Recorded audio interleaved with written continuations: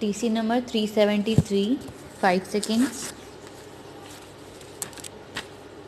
Start. Mr. Deputy Speaker, Sir, I express my gratitude to the honorable members for expressing their views regarding the demands for grants for the year 2009-10 for the Ministry of Agriculture. It is a matter of gratification that most of the honorable members have appreciated and have expressed their satisfaction regarding the working, the achievements and future planning of the Ministry of Agriculture. In the budget for 2008-9, the planned outlay for 2008-9 had been fixed at rupees 70,000 crores, whereas for this year it has been raised to rupees 80,000 crores, which is definitely more than the amount of the previous year. In this connection, the honorable members have made a mention of a number of schemes. They have demanded special programs to be introduced in their respective areas. Provisions have been made in this budget. This budget provides for assistance for land reforms, for the distribution of fertilizers, assistance to farmers, or for increasing oil seeds production. I want to draw the attention of this esteemed House to certain points which have not been discussed so far. Last year, the Honorable Prime Minister introduced a special food grains program in the year 2008-9 for increasing agricultural productivity and total agricultural production after making a mid-term appraisal of the 10th 5-year plan.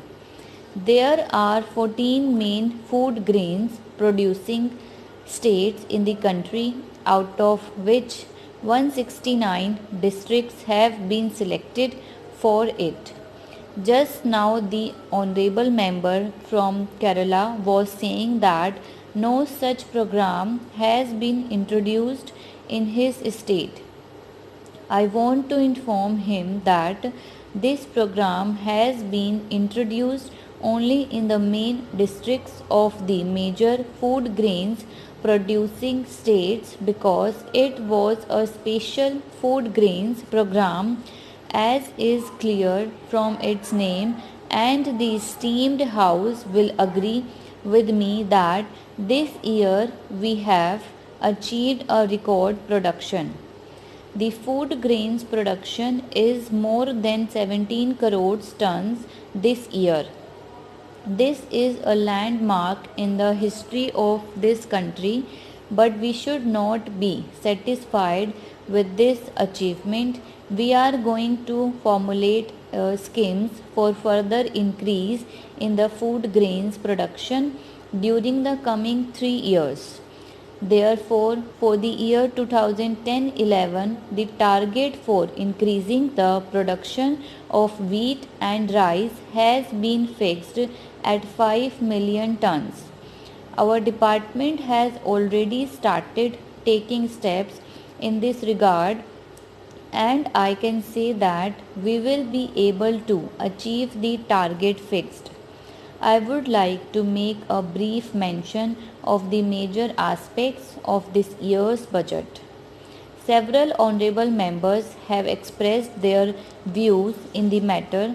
Firstly, the percentage of bank loans in the agriculture sector is being increased from 17% to 18%. An additional amount of rupees 4,000 crores will be given as loans. The rate of interest has been reduced from 14% to 12%.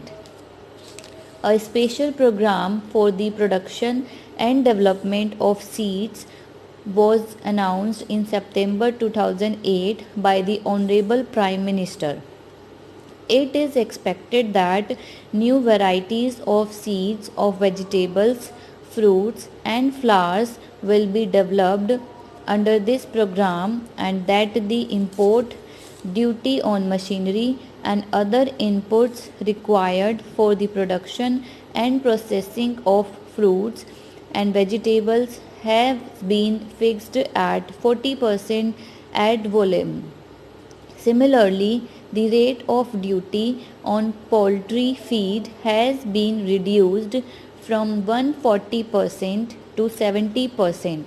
You are aware that subsidies were hitherto being given on fertilizers.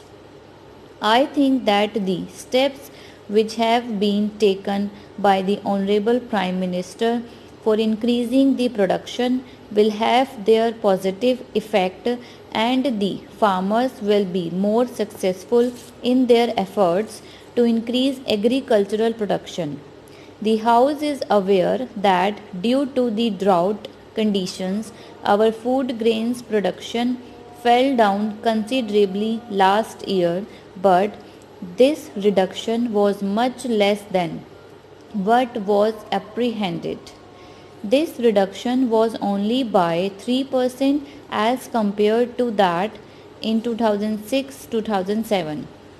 The drought situation was tackled by formulating a special program which helped in lessening the severity of drought. This shows that our agriculture has become resilient and a stage has been reached where we are able to tackle this kind of crisis effectively.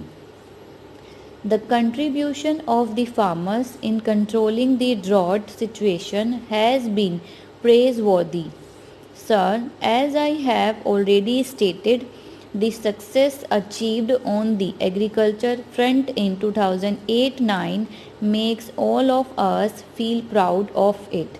As regards as various special programs formulated for the progress of agriculture, the Honorable Prime Minister has laid special emphasis in this connection on having effective control over monsoons by collecting full information in this matter and disseminate the same from time to time to the persons concerned to provide irrigation facilities to those villages where such special programs are under implementation on the basis of the productivity of land, and while undertaking such programs the particular needs of the region should be taken into account.